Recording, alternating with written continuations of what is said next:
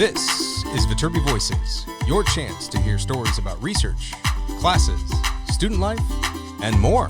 Directly from our students, faculty, and other members of our engineering community.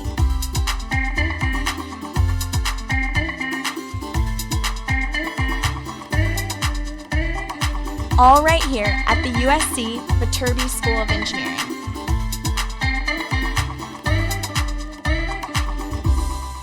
Welcome back into Viterbi Voices. This is episode 132. 132. As usual, I am one of your hosts. My name is Paul Ledesma, and I am the Director of Undergraduate Admission here at the USC Viterbi School of Engineering.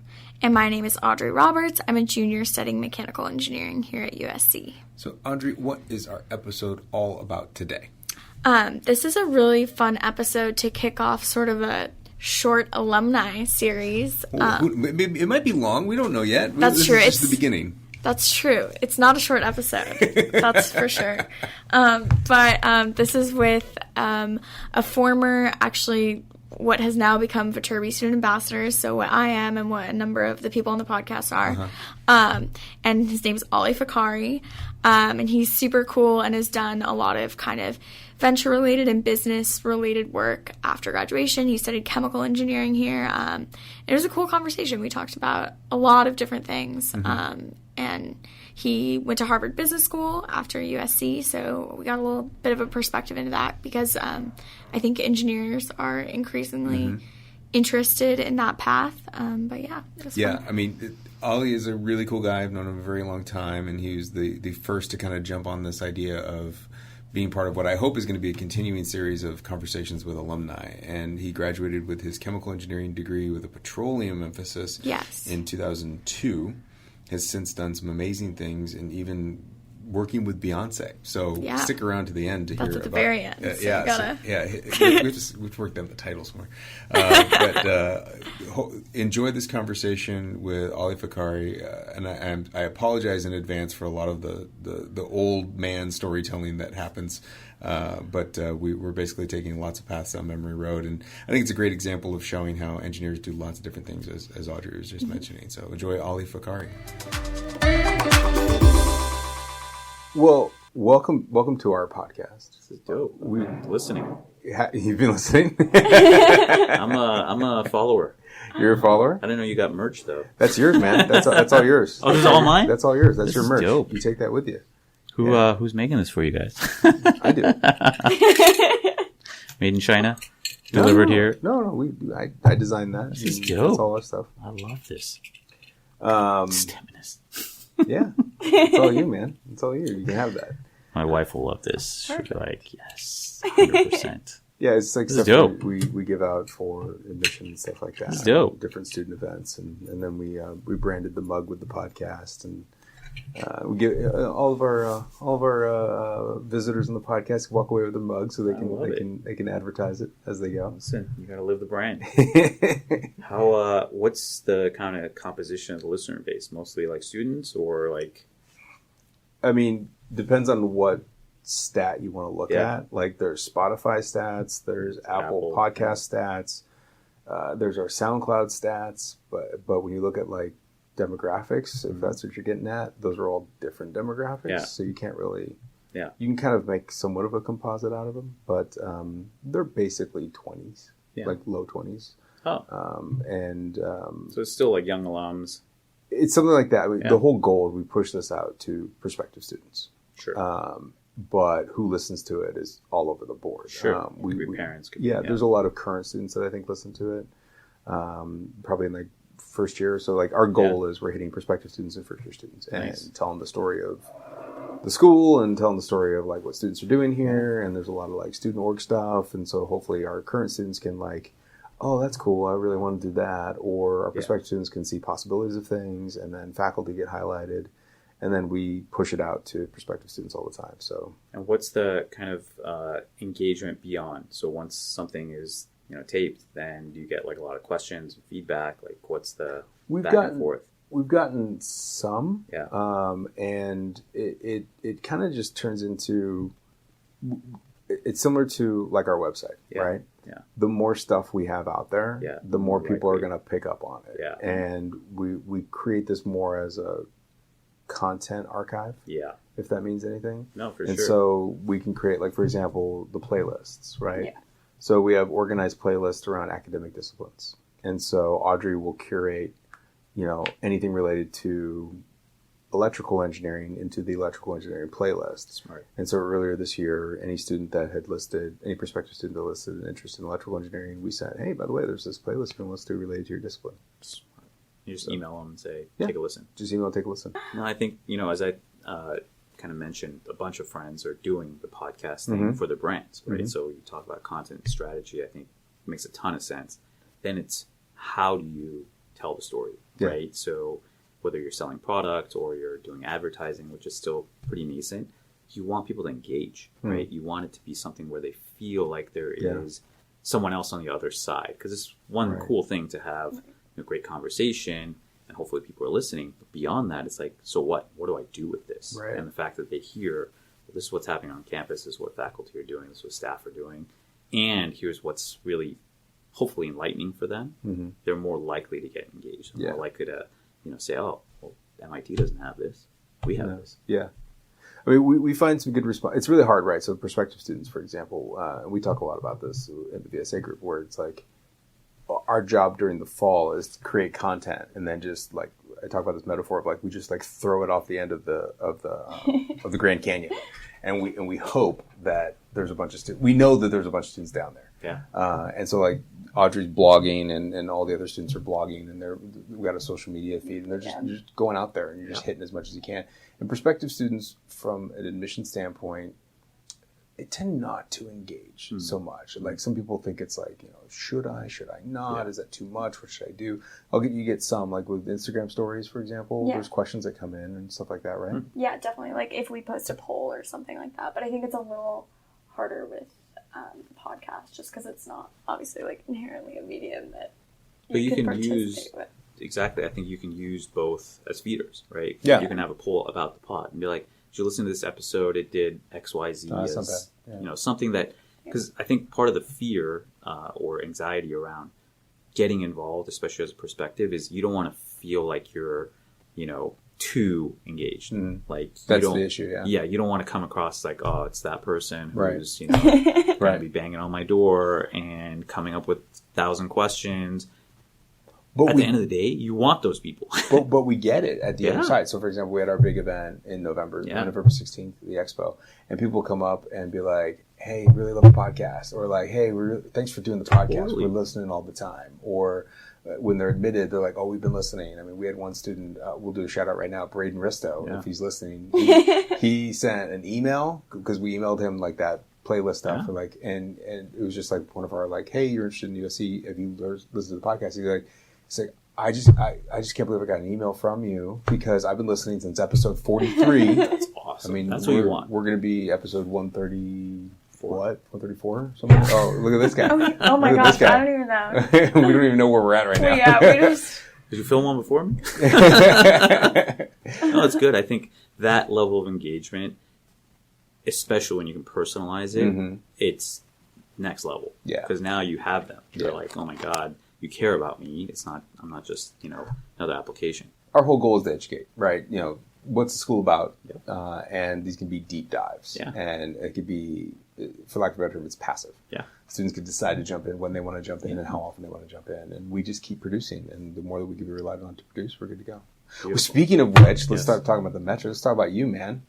But remind people, or tell people where you're from. You're from the local area, right? Yeah, so I grew up in Southern California, up in Northridge, where the big earthquake was back in '94, if you can remember that. Really dating yourself. Audrey was probably like 2. No, Audrey wasn't born yet. I wasn't even born You have no sense of what college is. Yeah, exactly.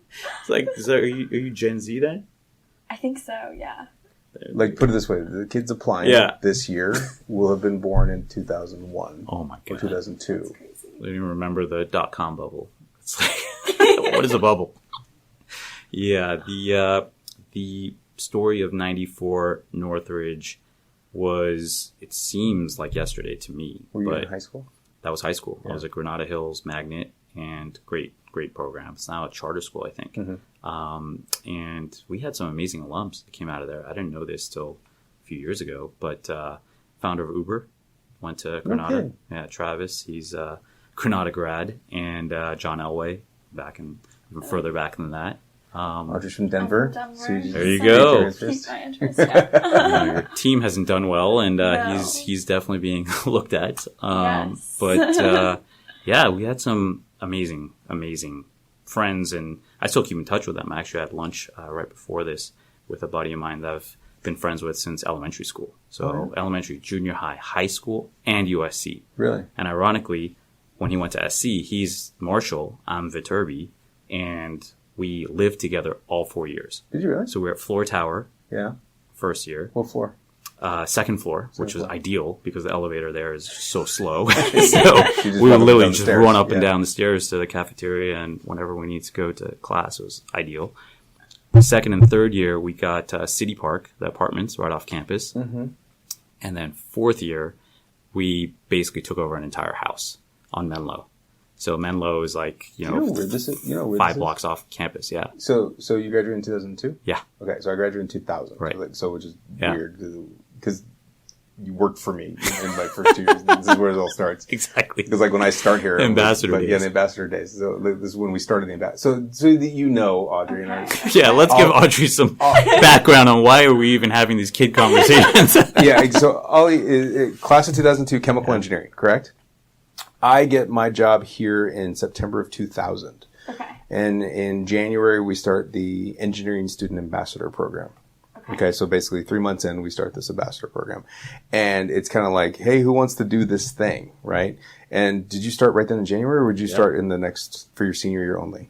I don't remember exact start date, but I do remember one thing vividly. He would walk around with a camera at all times and like just snap pictures and I believe just it. say, should I be posting this? And this is before social media. So we're like, where is this going? And lo and behold, now you see in his office, you've got like these archives of just how many students have come up through Paul's incredible ambassadorship. Yeah, that's wild. There you go. Whoa. You found Dropping one. stuff everywhere. You found one. There's There it is. the first group. Oh my There's Ali. goodness. It's crazy. There's really Tracy. dusty. I mean, this is like a cohort that, again, is close to home. So it's So, interesting. So we're starting this conversation of like, let's get alumni to do it. And so who do I go to? I go to this class. And so there's Ali who says she's doing it. Tracy we're going to get in January. Yes. And then Jason, who's in Australia right now. Jason Scott, where is he? He's here somewhere. Right there. He's in Australia. He's a special effects guy. He's next week? That's Schedule so cool. next week? Yeah. Yeah. so good. So all this dust is from what we told us. Yeah. This is how old we are. Even our pictures are dusty. Yeah, exactly. Well, the cleaning staff doesn't get up there. Oh, man, that brings me back to the good old days. But yeah, I mean, talking about 20 years ago, this was like basically 99, I remember vividly as being 20 years ago, because you're just trying to figure stuff out. Like, you're a sophomore and you don't know how well you're going to do, where you're going to go. And I'll never forget this. One of the mentors that I had basically said, you're going to change careers 6 times in your career, in your professional career. I'm like, 6 times? Are you kidding me? No way. Like, I'm going to pick 1 or 2 things and that's you're it. studying chemical engineering. I chose that because it's the one thing I'm going to do, and it's going to be the money maker, right? That's the mindset, right? Now, you're like, you tell someone 6 times, I'm like, that's it? It could be 10 times, right? Because you see how entrepreneurial things are going, how many different opportunities there are out there, and the paths that you can take can pivot very fast. Mm-hmm. So I think this is probably the best time to have, especially a degree major that allows you that flexibility. Mm-hmm. I don't know if you saw that list of, top 5 and lowest 5 majors based on, different metrics, but engineering is one of the top because you're problem solving. Yeah.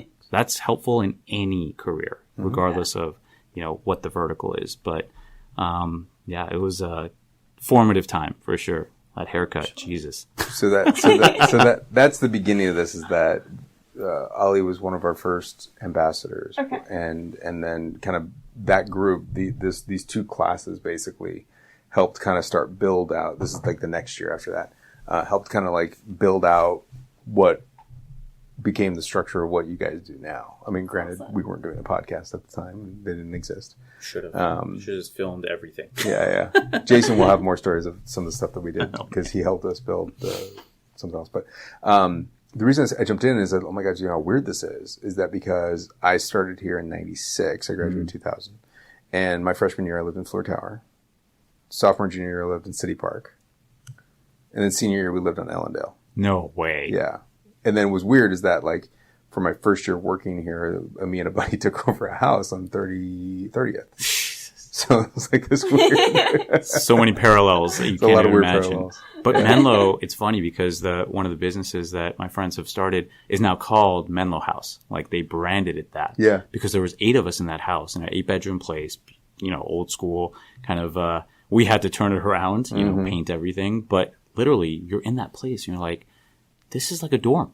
Yeah. This feels like a dorm, even though it looks kind of, you know, somewhat like a frat house. It's like a dorm. Yeah. Everyone's doing their thing. And lo and behold, all these guys are business majors and they're all doing business stuff. So where did my life trajectory, first career change take me? It was business.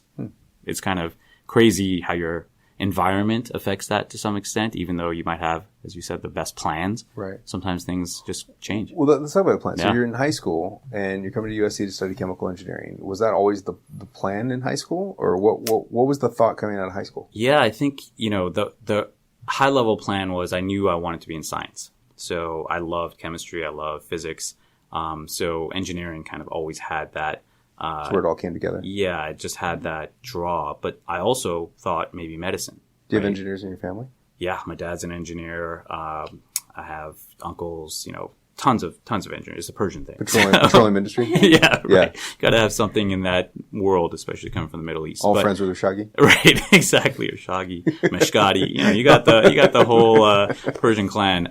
But no, it was just like they're very open. They're like, do something you're passionate about. Right. And my dad, he's a mechanical engineer. Mechanical engineers do not love chemistry. They're like, keep that away from me. Audrey's shaking her head. Yeah. She's like, yeah, it's just a different world. But he knew I had a passion for it. And he's like, yeah, of course, do what you like. So, and I thought maybe medicine and the story of your wife passing out just maybe my wife didn't pass out. The nurse passed out. Sorry, your wife's nurse passed out. I don't want to start. Yeah, exactly. She's going to hear this and be like, what are you telling people? Literally, I had that same experience in high school, senior year. We had this project where you're supposed to go and do something related to chemistry and just go and research it. Yeah. And my professor, she was a mentor. I'm like, anything? She's like, yeah, anything. I'm like, I want to go to the LA County Crime Lab and I want to see how they do forensics with chemistry, cool, yeah. You know, from DNA analysis to, you know, just looking at all kinds of spectroscopy, all those things. I'm like, okay. I went. The first room that they walk us into was the photo room, where they have photos of crimes that have been committed. Oh, jeez. I passed out. So imagine, I'm like literally 5 minutes into this interview, looking, you know, around this room, and I'm just like, okay. Passed out. They took me to the bathroom, brought me some like crackers, and like, are you going to be all right for the rest of this tour? Like, we just started. I'm like, yeah, I'll be okay. But it was that moment that I knew probably medicine is not the best thing for me. Like, I can barely deal with this from sight. It's just a photo. Right? Imagine the real thing coming out. So that was probably the best push toward chemical engineering. Was like, this allows you to have a mix of both, but at the end of the day, it's problem solving. It's like, how do you create opportunities to learn as much as you can, regardless of the field, and apply it to, you know, coming up with creative solutions. So you start studying chemical engineering, and did you specialize in anything? Or yeah, so I had a petroleum emphasis, obviously, okay. With Dr. Shagi's pushing. He's very persuasive. Oh, totally. And to his credit, I mean, National Academy, he's the man, a giant. So and hilarious. Oh, yeah, his stories are the best. So he started the COMET program, which was California Oil Mentorship and Entrepreneurial Training. COMET. And he's like, you should get into this. I'm like, all right, how? He goes, well, do you have a car? I'm like, yeah, thank God I have a car. He's like, there is a refinery off the Santa Barbara coast. There's a rig off the Santa Barbara coast, and they're looking for interns to help them. I'm like, yeah, of course, like whatever I can do. It's like, all right. Turns out it's Exxon. He didn't tell me that. He's like, there's just a small company that is doing like, you know, rig work. I'm like, okay, that sounds interesting. Before you know it, I am on a helicopter going to the rig. That's awesome. As part of my internship. I had an office. I didn't have an office at Bain. So imagine I am a 19, 20-year-old intern with an office at Exxon in near Santa Barbara, and we're taking helicopters back and forth to the rig, doing core analysis. I'm like, how did this happen? Like, it was that fast. And it was just because he recommended, look, there are opportunities for you to learn and kind of see these things. So that was on the upstream side. And then on the downstream side, 2 years, junior and senior year, I did internships at, when it became Exxon Mobil after they merged, at the Torrance refinery. So backyard, basically doing all kinds of, jet fuel analysis all the way to diesel and unleaded. So it's crazy. That's great. That's right off of El Segundo. Yeah. Oh my gosh. Yeah. That's amazing. So how long were you there? So that was just my internships. That was okay. Freshman, basically sophomore to senior years. And then I got an offer from Exxon for full time, and turned them down because all those crazy friends I was telling you about, who again, it's just environment and what worlds you're in. One of them, was really passionate about consulting. And I remember he had a sticker that he had put on his ceiling. So whenever he went to sleep, he would look at it, and it had Bain, BCG, and McKinsey written on it. Oh my goodness. I'm like, what are these companies, right? I'm like, I have no idea. Right. He's like, that's where I'm going to work. I'm like, okay, cool. Like, talk about planning. He was building these affirmations in his mind and basically said, those are the only 3 firms that I want to work with. They're the top tier consulting firms. I'm like, okay, cool. He's like, you should interview. I'm like, I'm an engineer. What do they care about, like, what I've learned? He's like, listen, they want problem solvers. You have that. Go and pick up some of these books and figure out what kind of cases they're actually going to interview for and see what happens. So I go and I pick up some of the Vault guides and, look through them. And before you know, I'm like, this is really interesting stuff. Like, problems that math, obviously, we can solve, but then business related math. It's multifaceted. Right? Exactly. It's not just how many ping pong balls can fit in a 747, which they ask non-engineers, because they know engineers will pick that stuff up pretty quick. It's like, what is the size of the, off-road market? Like, how do you size how many people are actually going driving off-road? And how do you get from second place in the market to first place in terms of market share? And you have 45 minutes to analyze that, ask questions, and come up with a solution. So it was fascinating. I'm like, and you do this for all kinds of industries. It's not just, engineering related. It's healthcare. It's, tech. It's, biotech. There is a lot of specialties that you can go down. So for me, just coming out of school, that was really fascinating. So it was hard to tell Exxon no, but at the same time, it was super exciting to be like, I want to learn about all these other fields that are out there. Just right place, right time. Totally was. And if my friend hadn't had that thing on his ceiling, I would never have even thought of it. Yeah, you'd have been oil and gas this whole time. Totally. Right. Which probably not a bad thing. Probably not a bad thing either. Oil prices are. But at the end of the day, we're moving away from that. So you started at Bain directly out. Yeah. Right? And so you went and worked on a couple different clients. I seem to remember you being involved in Harrah's. Harrah's, that was probably the most fun. Because it was Vegas. Right. Okay. Vegas at the peak of, Vegasdom, right? This is 2005. And my boss was the head of marketing, acquisition marketing. So it's like, how do you get new clients in? So one of the brands that they had just bought, she goes, I want you to work on that. I'm like, what is the brand? This sounds really cool. She goes, it's called the World Series of Poker. And I am a huge poker player. I'm like, are you kidding me? You want me to be part of that? She's like, yes. Chris Moneymaker had just won the World Series of Poker a year before. Yeah, so this is when it's getting big. It's exactly. Like ESPN's about to pick it up, and it's just all over the place. Exactly. Right? And my whole job was brand marketing. So it's how do you get those negotiated contracts with ESPN? We built a video game with Activision. We brought on all this kind of merch that created that brand beyond just what Binion's used to have. Right. This is like now a living entity. And now it's like one of their biggest moneymakers. Like they bought, Harrah's bought from Binion's the World Series for roughly $40 million. By the time I was leaving, this is again, two years after Moneymaker, it was valued over $500 million. Wow. So 10x, more than 10x. And crazy because it's a brand, right? It's not a big moneymaker for the actual casino because it takes up space, right? Those big tables, you take a small percentage. It's not a big moneymaker, but it's a draw. it's where everyone wants to be. So if you have the World Series of Poker in your property, everyone's coming there. And whether they win or lose, they're going to end up at the craps table or blackjack table. So the economics of it are really fascinating, how they converted that. So yeah, that was one of my most fun clients for sure. And when did Harvard come into play?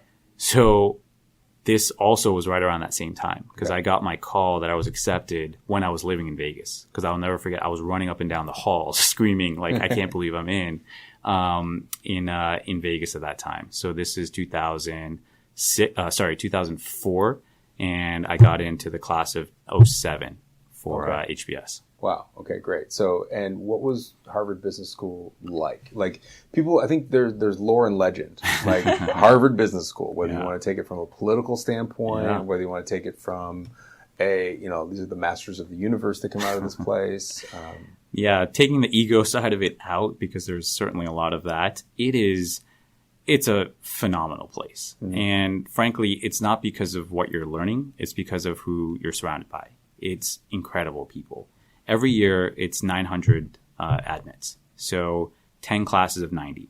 And those 90 people, you become like best friends with, because you're in class every single day looking at cases. Case studies are the Harvard method, where basically you say, all right, this is what Johnson & Johnson did when they had to recall Tylenol, for instance. How did they do it? What did they do? Like, what would you have done? And now you're hearing from 90 very different people who are very ambitious, but don't necessarily have all the same backgrounds and all the same ideas. And you're sharing those concepts with them. So you build this really incredible bond.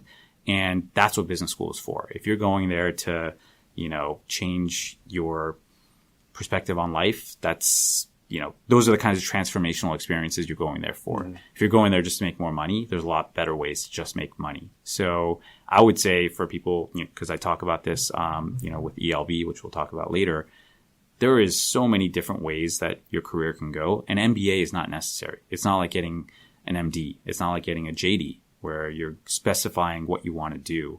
Hopefully what you're using it for is to meet amazing people and expand your horizons of what you can do, and potentially even figure out what you don't want to do. Yeah. So I think that's the value of being in a program like that. And that's a full-time program, or you're working at the same time? You're full-time? That's 2 years full-time. They have executive education. They have part-time. Now they're even starting to do online kind of distance education like SC has. But like for Harvard, if you're going to go there, you do the 2-year program. That's what you want to be, because that's when you get that FaceTime with your cohort for, your cohorts are 2 90? years. Yeah. Okay.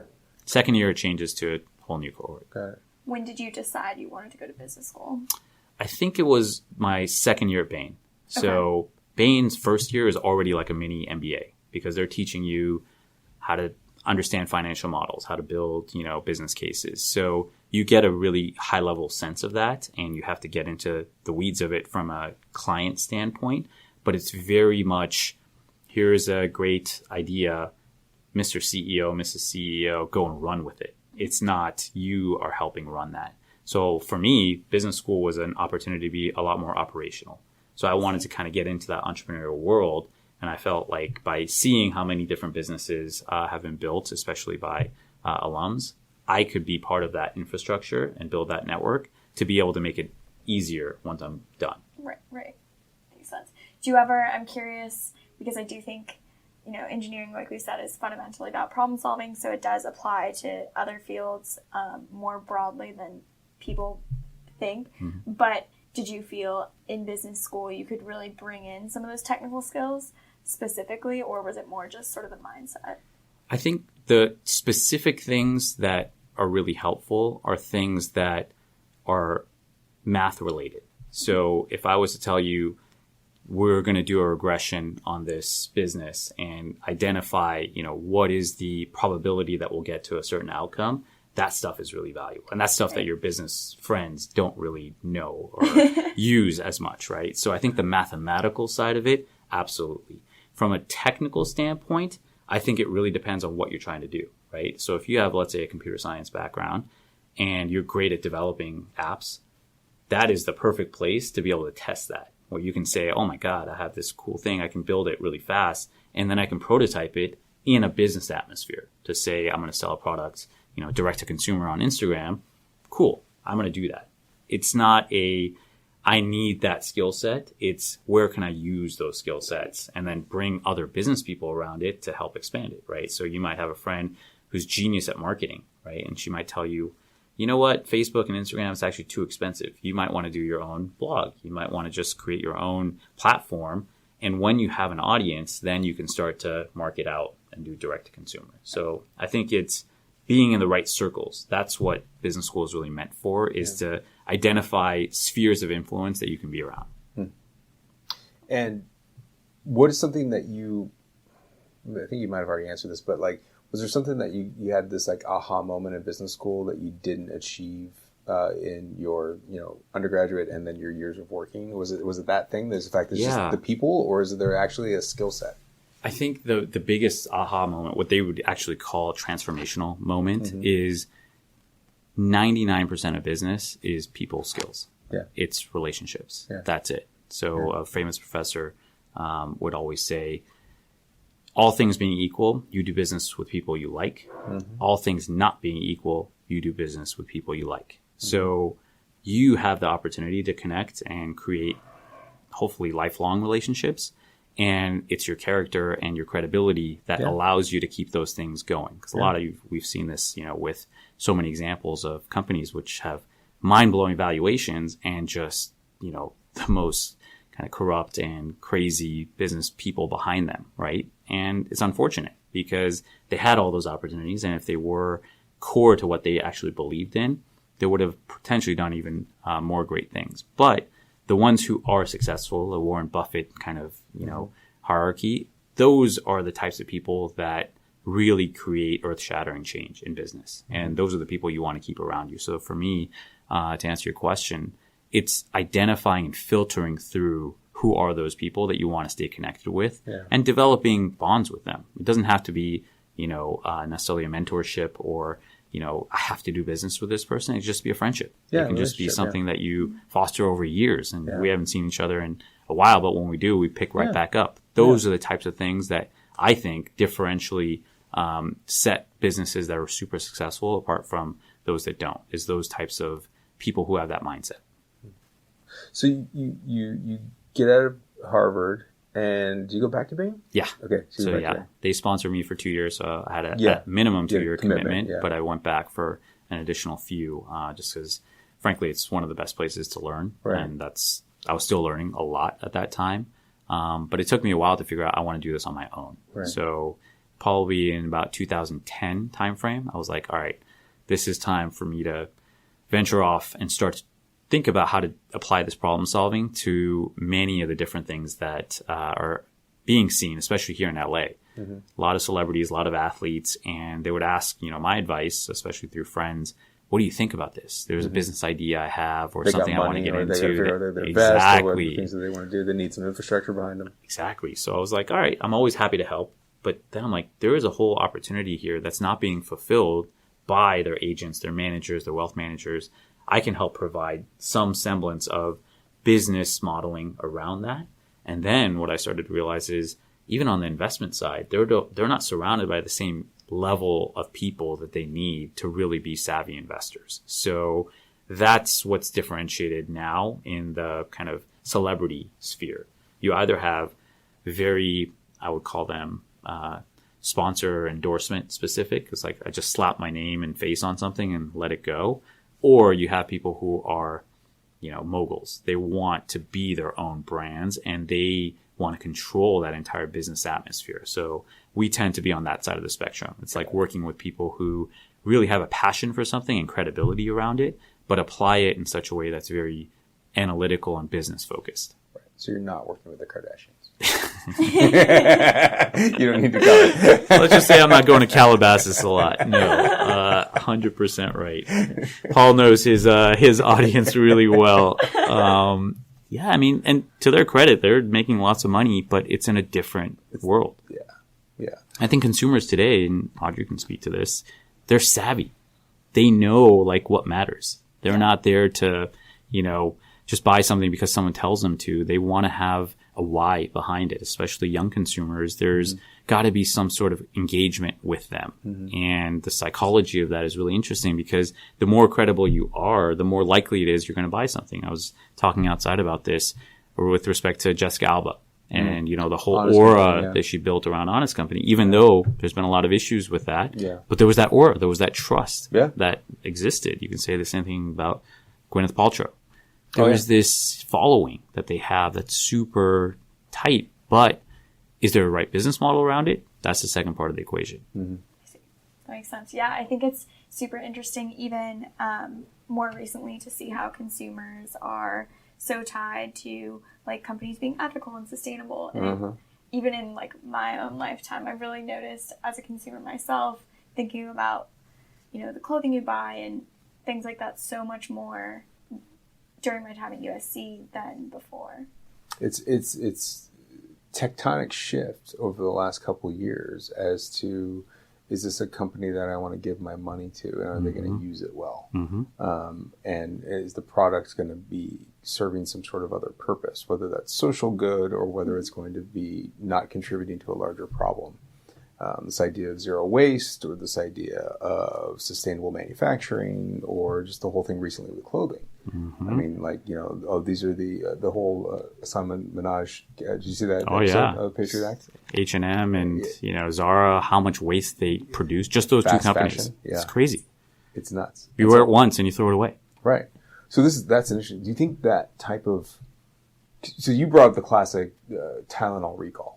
Classic business case. There's the marketing aspect of it. There's the manufacturing aspect of it. There's the social creating impact, the false sense of safety. All they had to do is add a little layer on top of this in a cotton ball, and like that was the whole thing. Or the safety lock. Yeah. Like that was like everything about medicine now is all based on this one Tylenol recall that happened when I was a kid. Exactly. Like, it's still being studied. I read about this like in bio or something. Right. That was in my textbook. Yeah. Right. It's like studying the JFK Nixon debates. Exactly. How to present yourself as a politician. It's still being studied, but like it's very different now. Like, why are we doing this? So, anyways, I totally lost my train of thought. Do you think that those could also, because information is so much more readily available, it's more fast moving. There could be more false positives as far as what is a problem, but we're still dealing with different problems that we didn't talk about 2 years ago. Do you think that HBS or consulting groups like that, are they dealing with these problems now to create new business models around it, or they have to? The answer is, there are too many dynamic shifts that are taking place now for companies to deal with on their own. So they need these external advisors to help them because they're so focused. You look at what Amazon's doing, right? They have 50 different business models within the same company, right? Between AWS and, all their direct, brands that they're helping build on the platform that have nothing to do with Amazon before. There are real problems that they need to be able to address, but they don't necessarily know how to do it. So how do they do it? They bring in advisors to even say, is this an area worth exploring or being part of? So is there profitability there? Is there growth there? And then how do we do it? Should we buy our way in? Should we go and acquire a company, or should we build it ourselves? Should we go and hire the best people to come in-house to do that? It's a whole landscape of really operationalizing these strategies, because the strategies sits at 50,000 feet. Is there an opportunity, and how can we solve it in a very efficient way? Then it's, okay, now we know how and why. What do we do? Right. Do we go out and, let's say with the Amazon example, they have acquired more companies in the last 10 years than almost anybody. Right. Because they know we need to be in these markets and we need to have the expertise to do that better than anyone else. Right. Well, that's an interesting question. Do you think, from your point of view, that profitability is the first thing that came out of your mouth? And I think it's because that's the first thing that's of concern for a company. Obviously, they have to be accountable to their shareholders and they need to be able to be making money, and there needs to be growth. There's Q1, Q2, like, how are we doing? But with this other kind of influence, which has nothing to do with profitability, which is sustainability, social good, all these other issues, is that going to get loud enough where that they're going to be able to be okay for a 2-quarter loss? Because like when you brought up Amazon, we got the whole last mile issue. We've got the whole labor and logistics partners. We've got all the warehouses and all the issues that have been coming up there. I mean, there's so many like news stories I can think of in the last 6 months. Like, is that a bigger deal, or are they just kind of like marketing their way out of it, or are they creating the partnerships where it's not their problem? Because that's one of their claims too. So, sorry, I'm putting you on the spot here, but let me ask you a question that'll help answer this. Have you heard of Amazon Smile? No, you have? See, the young people have, and our age hasn't. And this is going to answer your question. Go for it. Yeah. So if you buy things on a specific Amazon link, it's like Amazon.smile. You can choose what you want to donate to, and they donate like a percentage of every purchase to that charity. To make you feel good for doing that? Exactly. And you actually are okay with this? I occasionally use Amazon Smile. You want to, so like, I don't necessarily feel this way, but I'm going to just propose this in a really opinionated way. Okay. So you're going to feel good about some sort of atrocity in labor laws. I mean, by donating a quarter. I see you on Amazon. No, I told you right now. He's playing devil's advocate. I'm playing devil's advocate because I don't go to Amazon Smile. I'm fully aware of what's going on. And I will actually say, I'm not Amazon. Yeah. I'm just getting the service and I want it faster. That's it. Exactly. And also, I'm not my wife who is actually Googling the products and what your wife will be doing very quickly if she's not already, as far as like, all of the toys need to be not natural materials. Oh yeah, organic wood. Like really? Yeah. Like how can wood not be organic? There's so many different choices you're going to run into down the road of like what needs to be organic, what not to be. I'm like, it's a wooden block. Yeah, exactly. Like it's going to put it in his mouth. We can't have plastic toys. Are you kidding me? Like, so like there's a limit for me. But like you're using this feature, and you're using this feature because that's making you feel like it's freeing your conscience, or no, because it's like 5 extra characters to type in, and then it's just like less money going to Amazon. And doesn't that make you feel good? Let me ask this question: is it less money going to Amazon or their partners that are selling you the product? That's a great point. It's more of the latter. So Amazon's going to make their money. I don't think Amazon's creating something where they're losing their profitability. Yeah. That's my point. Jeff is not taking a massive hit. But to answer your question, they did it from a strategic standpoint. Someone came to them and said, look, you're going to deal with the same problems that a Nike with, sweatshops back in the 80s had. You're going to deal with the same issues that Facebook is now having with privacy and, all the listening in. You have to deal with these things in certain ways. Create technology that helps that. So what they did is say, all right, we're going to create this engine that sits exactly parallel to what we've already engineered with Amazon. That's called Amazon Smile. Same products, just different model. We are taking a percentage and giving it to a cause that you like. We will still make the same profit because our cogs are the same. What hopefully our partners realize is by being on our platform, they are now also giving back to these causes. So if you are a brand that's selling cell phones and you want to sell it through Amazon, you better believe that someone's going to come by and say, I want that for 2% more, but that money might go to my favorite nonprofit.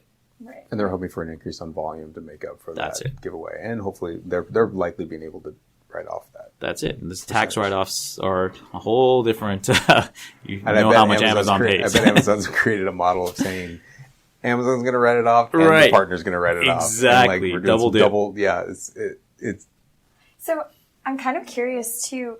How has your perspective changed coming from an engineering background to then going into a business background? Because I think, like, as a freshman in engineering, you're so naive. Like, I can change the world. I'm going to change the world. And like, I'm only going to do good, and you don't. I mean, this definitely isn't true for everyone, but the driving factor maybe when you're solving a problem, just like solution problem, isn't what's the most profitable thing here. It's what's the coolest, best engineering solution. Yeah. How do you retain that? Because that's a good thing. But then make it realistic in that, solutions do have to be profitable. And how do you keep both of those in mind? Yeah, I think it's an important reconciliation, right? What I realized is there is no black and white. When you're especially an engineering program, you feel like there's a right and wrong answer to everything. And frankly, with the mathematics of it, yes. When you start getting into the human factors, when you start getting into social impact, when you start getting into the politics, man, there are so much gray area and so many things that deviate from what you consider right versus wrong. So a lot of these companies now that I'm working with, or these brands that are coming up, they have to deal with these same issues. They have to say, sure, we might take a hit on profitability if it means that we stay core to our mission, that we're going to help people, we're going to, give back. But others turn around and say, we don't care about that at all. Like, we are just in it for our shareholders, and, go ahead and think what you want, but this is what we do, right? And there's many examples of both sides of that. What I'm trying to, step back and think as a freshman around this is, it's not going to be easy answers, right? You have to deal with that uncertainty in the real world, which is often harder for someone who doesn't have that ability to say, all right, well, at least the data says this. Right. So that you can use as 80% of your answer. The other 20% might be squishy and gray, but at least you have that foundation. A lot of folks will just say, all right, well, the policy says this, so we're doing this. It's like, well, what does the data say? Like, what do actual people want? What does society need? Is it good for us in the long term? Those are the bigger questions that I think more people are starting to become, quote unquote, woke about, which I hate as a word. But these are the things that people talk about now. And back, you brought up the point, Paul, about just having access to that kind of information. You didn't have that back then. You didn't just go and search something and say, oh my God, look at what the carbon imprint of this company is. Now you can see those types of stats and see what they're doing to hopefully remedy it. Well, that's interesting. That's where I was about to go with this, which is, I find it interesting, and this is more of a statement, not really a question, this amount of information that this current generation coming out of high school has is almost to the detriment of themselves, where like they're not willing to like see what's going to happen. They want to be able to plan and predict or prepare and curate their future. And in a sense, they don't make themselves malleable. They don't open themselves up to opportunities. Some students in the most extreme become very tunnel visioned, or when something gets in their way, it's a complete breakdown of like, what else am I going to do in my life? And just already in our conversation, we talked about all these things that just, you basically opened yourself up to influence, and that shifted where you went. Totally. It's, with more information is a lot more, potential challenges and opportunities, right? So I think the biggest thing that sets people apart when making decisions now is, are they able to filter through noise, right? But there's a reason why they're saying spend less time on your mobile device, because it just creates more noise in your ecosystem.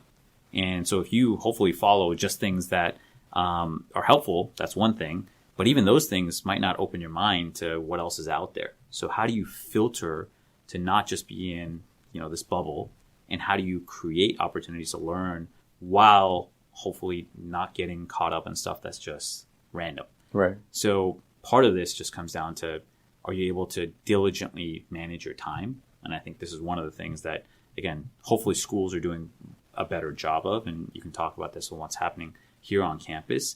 But like, time management, mindset, being okay with failure, like these are real world problems. Like when we talk about like, what are you going to be doing day one when you graduate?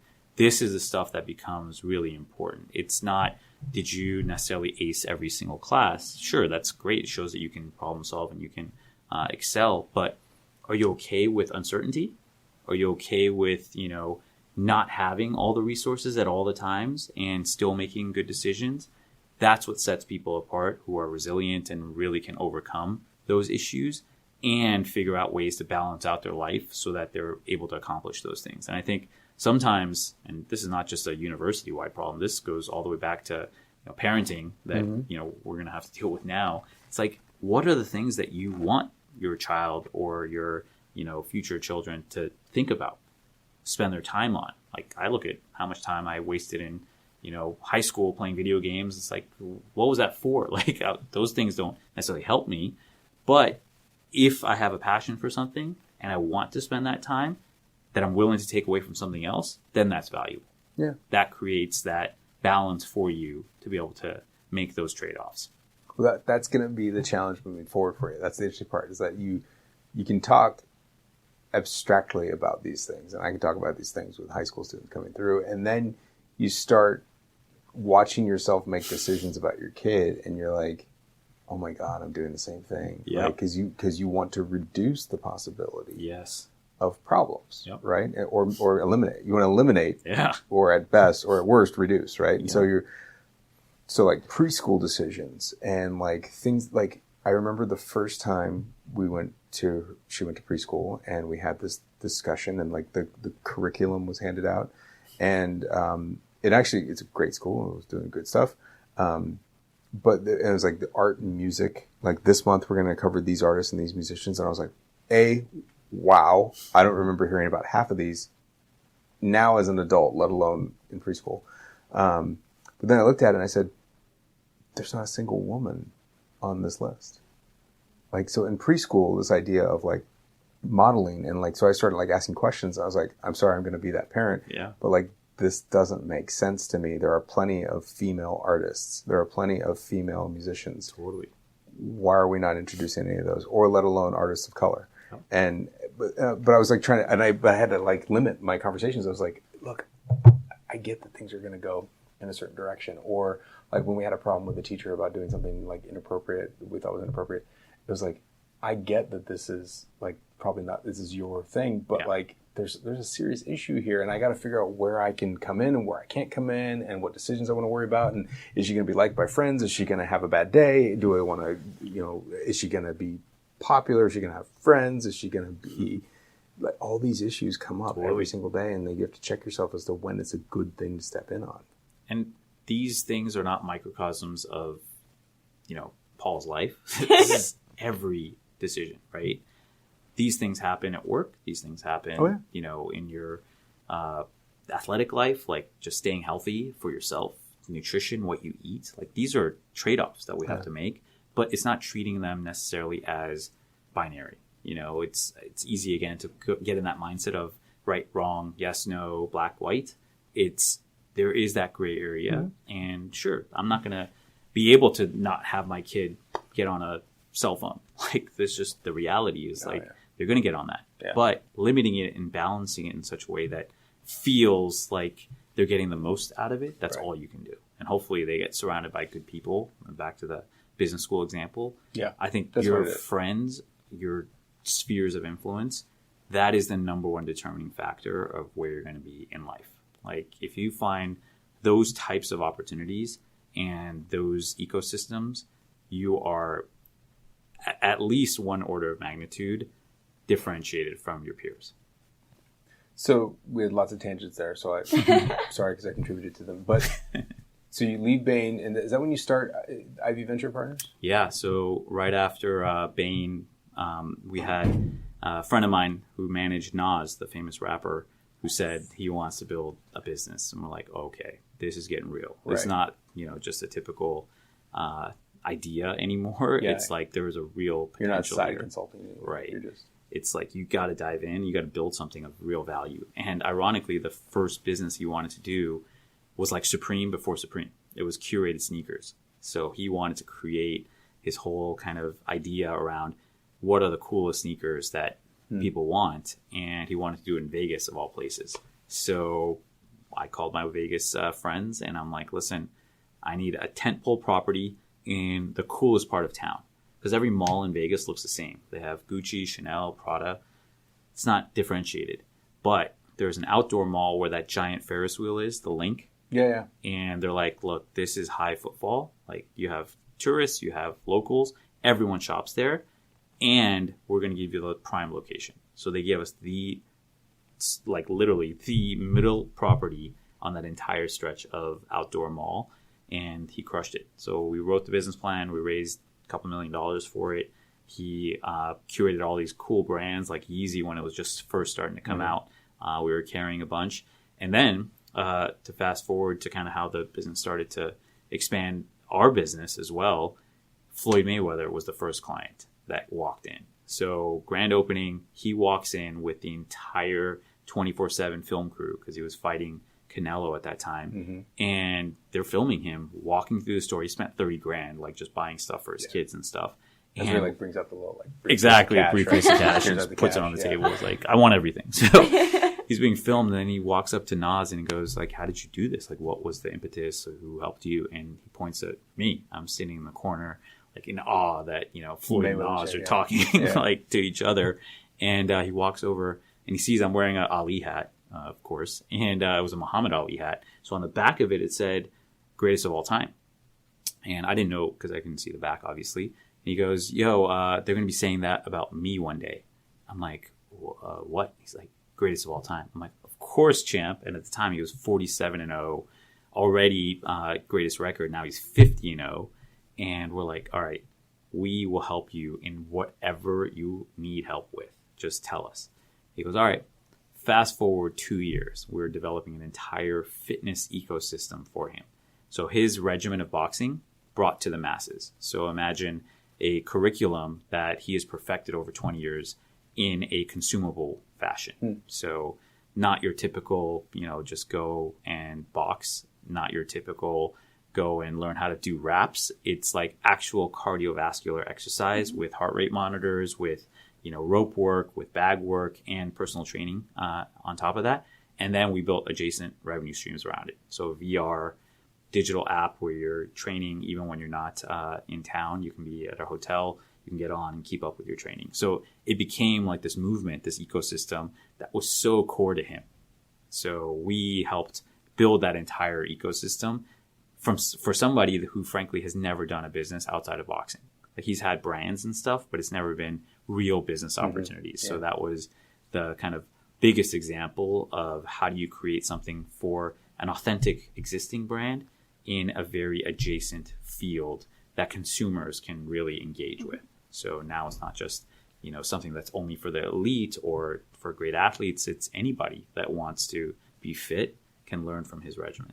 Outside of launching these two examples, and I know you have more, but how much are you involved to the day? Like, is it just launching it and then they off and running, or are you guys still doing operations? Or yeah, so most of these businesses, especially, kind of seed stage, right? They call it before you get the large institutional investors involved. We need to be wearing all the hats. Yeah, right? you're we'll be the executive team. We'll be the CEO, CFO, operators.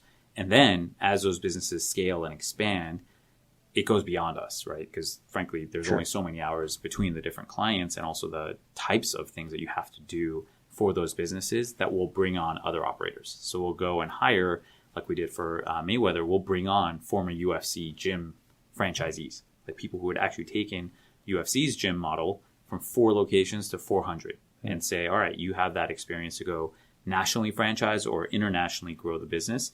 Come and do it for us. So we'll hire experts based on their, operational skills to go and do those things. Or with marketing or sales, like who are the people that can actually help expand those businesses where we just don't have that skill set. Right.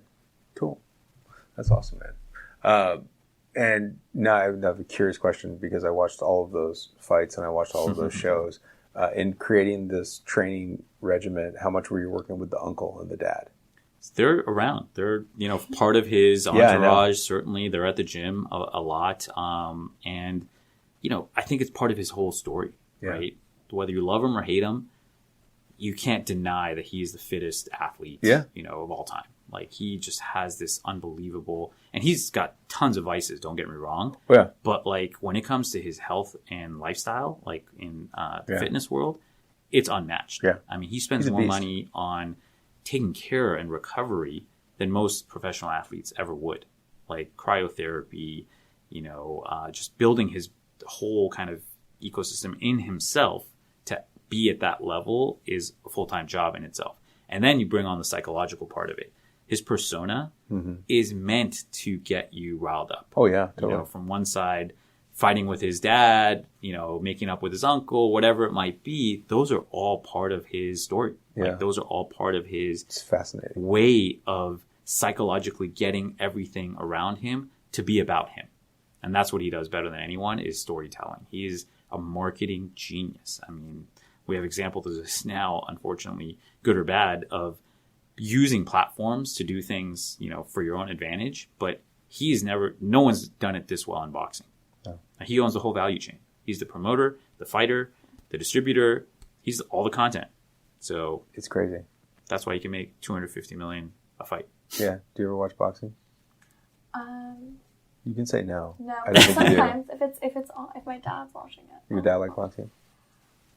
if it's all. It's really, the whole boxing like world is interesting because like it was huge when I was a kid. You know, you got Tyson and Holyfield and all those other guys, and then it kind of went away, and then it came back with Oscar and Mayweather, and like then I started getting back into it, and then Canelo, and oh my god, just all these these Triple G, and all these but guys. now they're kind of gone again, and I was like, why was I into it? Because I consider myself like the average consumer of like what attracts me, why did it attract me? Yeah.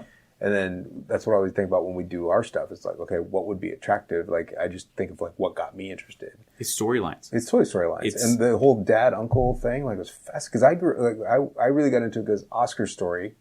You gotta love Golden Boy. Yep. And then all of a sudden he fights the bad guy. Mayweather's the bad guy. Yep. And when he comes out with the Mexican flag at that one fight in Staples Center, I was like, this guy, kill him. Yeah. Like, kill him now. And then he dominates, and I hate him. And then all of a sudden you get Pacquiao coming in, and they're like, I don't like Pacquiao. And I'm like, and then you get into Mayweather, and you're like, oh, it's just all these storylines. It just keeps going. It's like wrestling, remember? And that was totally. fake. Totally. It was like, as manufacturers as you can get, these are like guys putting their lives on the line now. So it's a very different world. You see what UFC is doing. I mean, one guy, Dana White, has created this entire ecosystem. And I'll harken back to the engineering side of this because I think it's interesting. The chemistry of this, we would consider as alchemy, right? It's not real chemistry because there is an art and a science. There is what does the market need? What is the demand? What can you price it at? What can you sell it for? And then there's the unknowns, all those things that you have no idea. There's an art and feeling to it. There's this like engaging thing. There's psychological, nuanced moves that they make to make all those things actually go. And there's very few people who can do it at that level. Floyd is one of those. So you're off doing, I know we're getting really late, so I know you need to get going pretty soon, right? But you can come with me to my investor conference afterwards. Come with you with the mic. Just keep you going.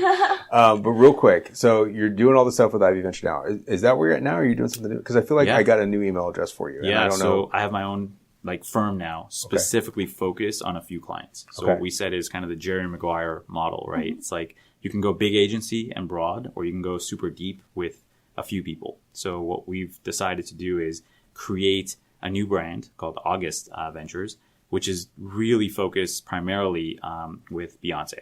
So it's identifying, again, credible opportunities for her audience, which is probably even bigger internationally than Floyd's and bigger certainly than most human beings. But she talk about credibility. Like when she talks about something, and she's not your typical celeb when it comes to that stuff. She's not on her social media talking about products or, in any way commercializing her existence. If nothing else, she wants to keep her family life and her business and creative careers very separate. So we are now looking at the business side from a very 360 lens. What are all the things that she can do that make her a business mogul as much as she's been a creative mogul? And you can think about all the verticals that she'd want to get into: fashion, beauty, lifestyle, athletics, all the things that she's done. She had a baby, she had twins. Within 8 months, she was at Coachella doing one of the most unbelievable performances that you'll ever see. And she did all that while thinking about the business side of it. Obviously, her team is incredible because they're like, who cares if she makes $1 million more or less with Coachella? We want the rights to this so that we can go and what they did exactly, sell it to Netflix. So those types of nuanced moves that you don't see or hear about are what we're trying to focus on, is identifying opportunities that have differentiated returns, that have real impact on a large scale. What, other than the general idea of problem solving, what do you take from an engineering degree, chemical engineering degree, to what you're doing now? I think the alchemy of it, like being okay with not seeing something, comes from, a chemistry background, right? You don't see the atoms, you don't see the elements, but they're there. And that there's things happening which you can study that will help you. And data is going to help you, but you got to make it work. And that idea of being okay with uncertainty was probably the biggest thing in business for me. It's identifying ways to create some semblance of an answer without having all the variables even defined. So, and I think that's what most business is. Like, beyond the relationships, which are, again, probably the most variables is that human connection, but then all the other things that you don't necessarily see that you have to figure out. Legal liabilities, policy decisions, ideas, and changing ecosystems. Our industries that we look at now change every single year. Yeah. Like beauty, we mentioned from the Beyonce example. That industry has changed night and day. You had 5 or 6 players forever, right? You had the Revlons and Estee Lauders of the world who are just the behemoths, and no one else. Now you have hundreds of brands who are all doing important things for their niche audiences. And the ones who can really explode and become not just a niche, but like billion-dollar unicorn style businesses are the ones who connect with their audiences in some alchemy kind of way, right? It's something that you wouldn't necessarily think of. I'll give you one example to kind of close this line of thought. Have you heard of a brand called Drunk Elephant? Mm-hmm. Tiffany Masterson. $200 sunscreen. Exactly. Tiffany Masterson, stay-at-home mom, who basically said, I'm going to go and create better skincare products. Cool. Not a novel idea. Everyone's thought about that. Better sunscreens, organic, all these things, all these buzzwords. What she did was say, I'm only going to focus on a subset of the population that knows my life, that knows my lifestyle. And she's from Texas, she understands what her customers needed and sold it directly to them to start. When the others started to figure out, oh my God, we need to sell these types of products. Sephora started carrying her. She started being, a major brand in herself. That's when Shiseido came knocking and said, we're a Japanese behemoth. We can't do this ourselves, not in, a reasonable time frame. We will buy you out for 8 times revenue, which is almost unheard of in the beauty space. The typical revenue multiples for businesses like that, the valuations, are 4 times. So she almost doubled the valuation multiple just by virtue of building a very credible brand for herself. That's crazy. So that's the alchemy. That's a long-winded way of saying you're creating things. Yeah. Like that's the thing. Engineering is always about stuff that never was there before, and so you're basically you're not reading tea leaves, but you're understanding elements. Yes. And you're understanding the interplay of those elements. You're experimenting, but you're not doing so in a vacuum like you would in a chemistry lab. Totally. You're doing it in real life, and you've got other type of multifaceted factors: human factors, social factors, political issues, economics, marketplace changing, all these different things that come into play, and you're creating something, and it may or may not be a physical product, but when you're talking about a service or you're talking about some sort of experience, it's all a thing. That's it. And do so, again, if I had to hypothesize what has made me kind of more focused now than ever, it's what engages with people, because their decision making is going to vary day to day, and even their types of things that they look at change every single day. Engage with people in a way that others can't do. If you can create a back and forth that is genuine, you're going to have that customer for life. And that's way more valuable than having 100 customers who don't really care about, what you're selling next. Right. So that psychology of it, and it comes down to energy. I've started to get into this back to the physics side of this beyond the chemistry. There is a whole set of energy levels that human beings put out there that are either positive or negative or neutral. Surround yourself with that positive side of it. And there's a great book. If you haven't read it, you should absolutely check it out. Have you heard of Joe Dispenza? The name sounds familiar, but no. Call him Dr. Joe. This guy had a horrific biking accident, was paralyzed, full body. And the doctor's like, listen, you're never going to walk again, but we can put you in traction and help you. He's like, I don't want it. He created his own infrastructure in his house. He was a background in not engineering, but like human performance, ergonomics. What do they call it when you do basically PT? Yeah, like physical therapy, kinesiology. But he had a master's. Like he was, well versed in this. He built his own bed at home where it could move, so he can get blood flow to the right parts of the body. And this is him describing it. This is not me talking about it. He basically said he was able to use his mind and energy to recreate his bone structure. What? Exactly. It sounds insane, but not a single doctor touched him. He didn't take any medicines. And he was able to reconstruct his entire spine with this quote-unquote bed that he created.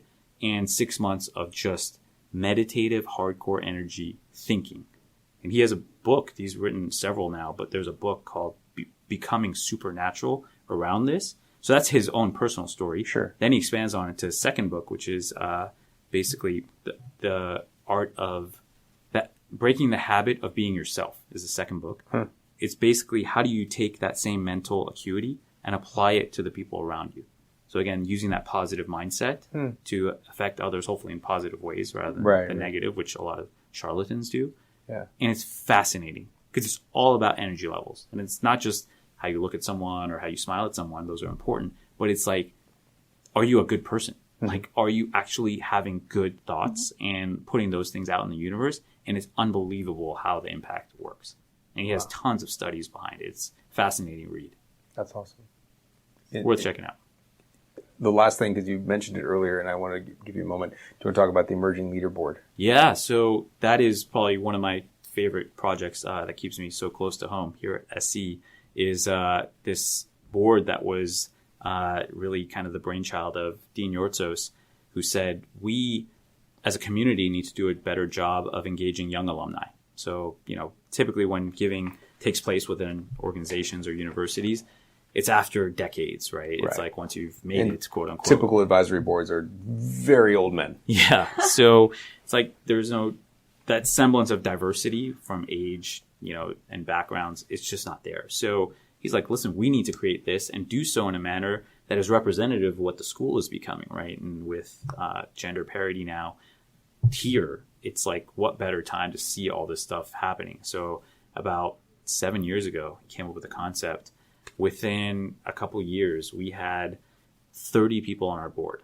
And I'm talking all, not only fields of engineering from civil to aerospace, but Marshall.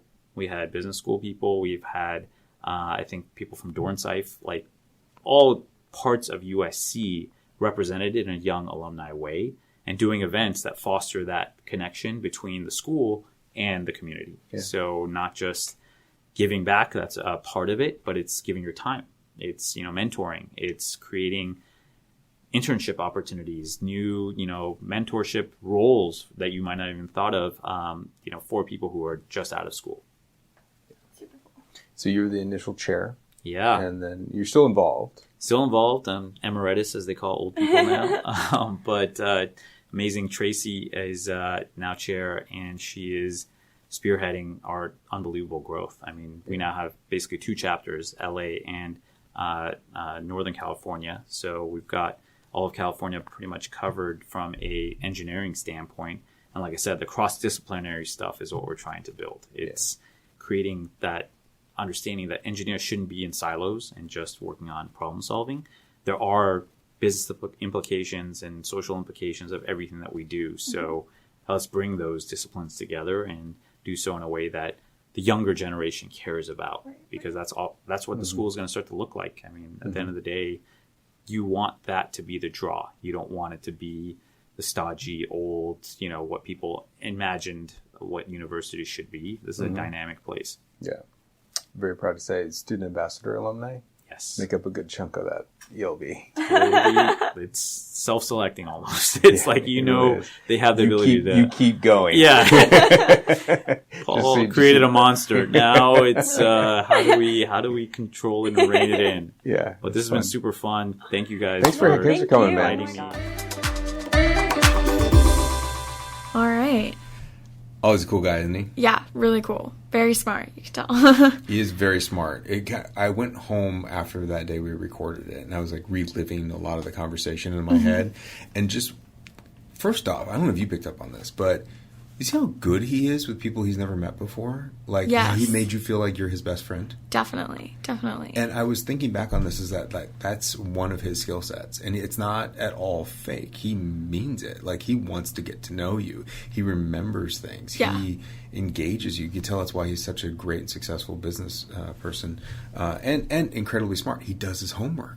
Like, he knew the episode number? He did. We didn't know the episode. But also, we weren't sure at that point. We weren't sure at the time because he doesn't know our recording structure. But, like, he was like, he's listened to episodes. He's in on it. Ollie, if you're listening now, you're the best, buddy. And there's a lot of really cool skill sets to pull from Ali about passion, about kind of just investigating things that are interesting, about following his nose and having a sense of taste. I think that's actually a really important thing about like what can be successful, what can't be successful. But having at the same time, while there's that aesthetic principle and interpersonal skills, or what some engineers would call soft skills, and I don't like that term, but this idea of having those soft skills.